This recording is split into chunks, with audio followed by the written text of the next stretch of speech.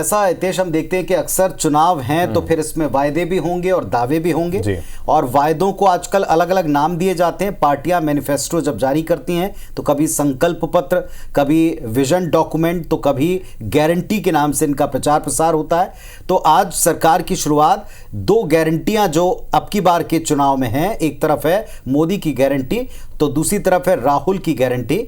चौथे चरण के चुनाव में अब जब 3 दिन शेष बचे हैं तो शनिवार शाम 5 बजे प्रचार का शोर थमने से पहले इन गारंटियों पर बहस गर्माती दिखी है। बिल्कुल, चूंकि 13 मई को चौथे फेज में 10 राज्यों की 96 सीटों पर वोटिंग होगी।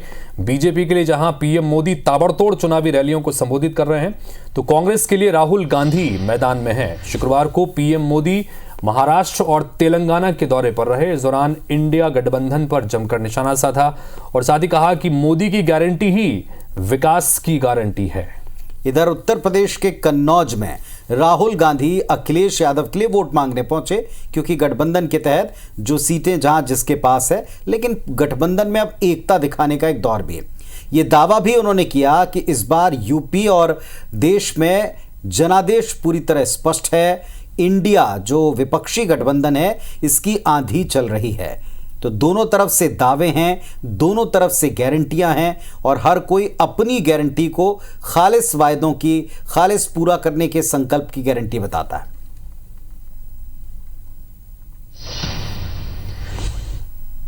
4 जून के नतीजे अब बिल्कुल स्पष्ट है। 4 जून को 140 करोड़ भारतीयों का संकल्प जीतेगा और 4 जून को भारत के विरोधी हारेंगे। उत्तर प्रदेश में इंडिया गठबंधन का तूफान आ रहा है। बीजेपी की सबसे बड़ी, देश में सबसे बड़ी हार उत्तर प्रदेश में होने जा रही है। आप गारंटी लिख के ले लो, नरेंद्र मोदी हिंदुस्तान का प्रधानमंत्री नहीं बनेगा।